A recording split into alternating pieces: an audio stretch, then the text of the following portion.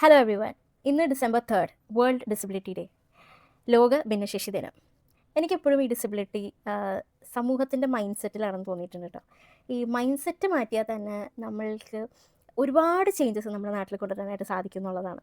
Accessibility issue ഇപ്പോൾ ഞങ്ങൾക്ക് പോകണമെങ്കിൽ ആരുടെയെങ്കിലും സഹായം ഇല്ലാതെ നമുക്ക് നമ്മുടെ നാട്ടിൽ അൺഫോർച്ചുനേറ്റ്ലി പുറത്തിറങ്ങാനായിട്ട് പറ്റില്ല. എപ്പോഴും ഒരാളുടെ ഹെൽപ്പ് വേണം. കാരണം നമുക്ക് അതിനുള്ള റാമ്പ് ഇല്ല, പബ്ലിക് ട്രാൻസ്പോർട്ടിൽ ഫെസിലിറ്റി ഇല്ല. അപ്പോൾ ഇത് മൈൻഡ് സെറ്റുമായിട്ട് എന്താ ബന്ധമെന്ന് വിചാരിക്കും, പക്ഷേ ഉണ്ട്. കാരണം എന്താണെന്ന് പറഞ്ഞാൽ ഇത് ഡിഫറെൻ്റ്ലി ഏബിൾഡ് ആയിട്ടുള്ള ആൾക്കാർക്കും കൂടെ യൂസ് ചെയ്യണം എന്നുള്ള ഒരു തോട്ട് ഉണ്ടല്ലോ, അത് വരേണ്ടത് ഓരോരുത്തരുടെയും മൈൻഡ് സെറ്റിൽ നിന്നാണ് അതിൻ്റെ തുടക്കം ഉണ്ടാവേണ്ടത്.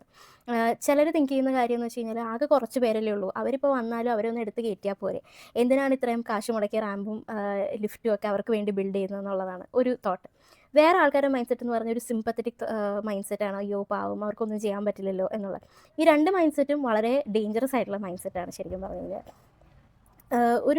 വേറൊരു എക്സാമ്പിൾ പറയുകയാണെങ്കിൽ നമ്മുടെ സമൂഹത്തിലെ അവെയർനെസ് എന്ന് പറയുന്നത്, ഇപ്പോൾ ഒരു കുടുംബത്തിൽ അല്ലെങ്കിൽ ഒരാൾക്ക് ഇപ്പോൾ ഒരു ഡിഫറെൻ്റ്ലി ഏബിൾഡ് ആയിട്ടുള്ള വേറൊരാളായിട്ട് കോൺടാക്റ്റ് ഇല്ലാത്തൊരു സാഹചര്യം, അവർക്ക് അങ്ങനെ ഇടപെടേണ്ടി വന്നിട്ടില്ല എന്ന് വിചാരിക്കുക. അവർക്ക് ഈ ഡിസബിലിറ്റിനെ കുറിച്ചും ഡിഫറെൻ്റ്ലി ഏബിൾഡ് ആയിട്ടുള്ള ആൾക്കാരെ കുറിച്ചും യാതൊരു ധാരണ ഉണ്ടാവാൻ പോകുന്നില്ല. ഈ ഡിസബിലിറ്റീനെ കുറിച്ച് സംസാരിക്കുന്നതും അല്ലെങ്കിൽ ഇത് പറയുമ്പോൾ ഇത് മനസ്സിലാക്കുന്നതുമായിട്ടുള്ള ആൾക്കാരെന്ന് പറയുന്നത് ഉറപ്പായിട്ടും ഡിസബിലിറ്റി ഉള്ള ആൾക്കാരായിട്ട് മിങ്കിൾ ചെയ്യുന്ന ആൾക്കാരായിരിക്കും. അല്ലെങ്കിൽ അവർക്ക് ഒരു ധാരണ ഉണ്ടാവില്ല. സോ ഒരു അവെയർനെസ് ക്രിയേറ്റ് ചെയ്യുക എന്നുള്ളതാണ് ഈ മൈൻഡ് സെറ്റ് നമുക്ക് മാറ്റാൻ പറ്റുന്നതിൻ്റെ ഏറ്റവും ഒരു ഒരു ഗ്രാസ് റൂട്ട് ലെവലിൽ നിന്ന് നമുക്ക് തുടങ്ങാമെന്ന് പറയുന്നത് ഒരു അവെയർനെസ് ക്രിയേറ്റ് ചെയ്യുക എന്നുള്ളതാണ്.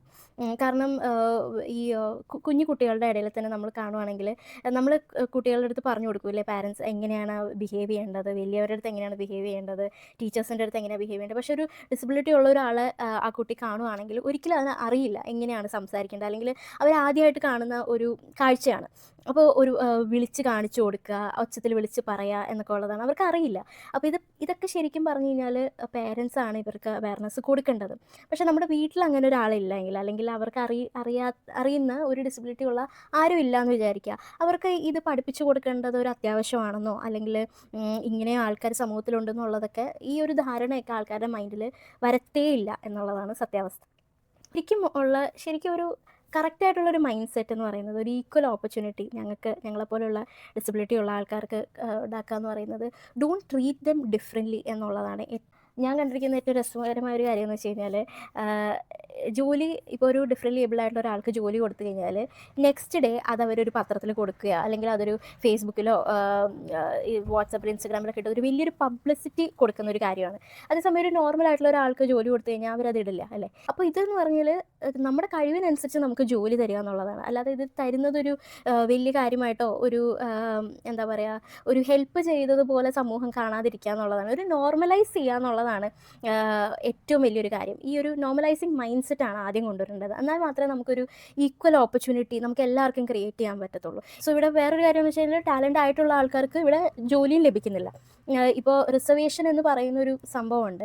അപ്പോൾ പലരും ചോദിച്ചിട്ടുണ്ട്, എന്തിനാണ് ഭിന്നശേഷിക്കാർക്ക് റിസർവേഷൻ, അവർക്ക് ജോലി കിട്ടിയാൽ അവരെ നോക്കാൻ വേറെ ആൾക്കാർ വേണം എന്ന് പറയുന്ന ആളുകൾ ഇപ്പോഴും ഉള്ള ലോകത്താണ് ഞങ്ങളെപ്പോലുള്ള ഭിന്നശേഷിക്കാർ ജീവിക്കുന്നത്. അപ്പോൾ തന്നെ നമുക്കറിയാമല്ലോ ഈ മൈൻഡ് സെറ്റ് കൊണ്ട് ഞങ്ങളെപ്പോലുള്ള ആൾക്കാർ എന്തോരം ബുദ്ധിമുട്ടുന്നുണ്ടെന്നുള്ളത്.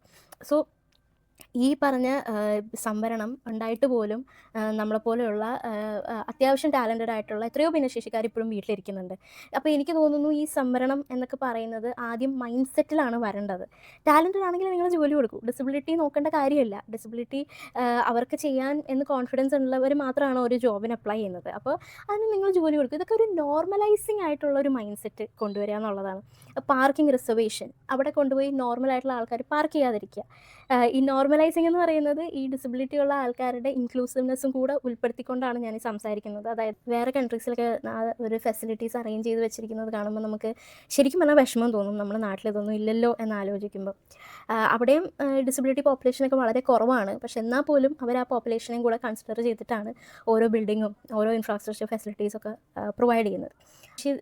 അപ്പോൾ ഇന്ന് ലോക ഭിന്നശേഷി ദിനത്തിൽ മാത്രം ഈ ഭിന്നശേഷിക്കാരെ ഓർക്കാതെ, ഈ ഭിന്നശേഷിക്കാർ നിങ്ങളുടെ കൂടെ 365 ദിവസവും നിങ്ങളുടെ കൂടെ ഉള്ള ആൾക്കാരാണ്.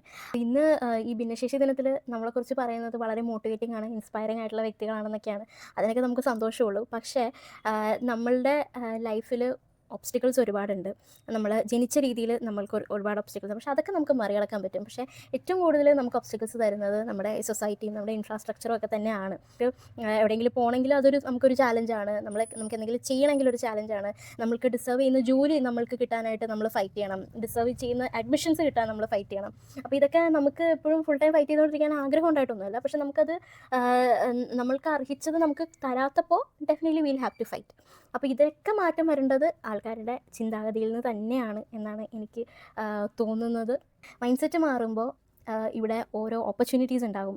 അതുപോലെ തന്നെ ഓരോ ഫെസിലിറ്റീസ് കൂടും. നമ്മളെ കൂടെ കൺസിഡർ ചെയ്യുമ്പം ഒരുപാട് മാറ്റങ്ങൾ നമ്മുടെ നാട്ടിൽ സംഭവിക്കണം. അപ്പോൾ അതിനുവേണ്ടിയാണ് ഞങ്ങളെപ്പോലെയുള്ള ആൾക്കാരൊക്കെ ഇതുപോലെ പുറത്തേക്ക് ഇറങ്ങി വന്ന് ഇതിനെക്കുറിച്ച് സംസാരിക്കുന്നത്. ചിലപ്പോൾ ബോറടിക്കായിരിക്കും ഇത് കേൾക്കുമ്പോൾ. പക്ഷേ എന്നാ ചെയ്യാനാണ്, നമ്മുടെ നാട്ടിൽ ഇതൊക്കെ പറയേണ്ട ഒരു അവസ്ഥയാണ് നമുക്കുള്ളത്.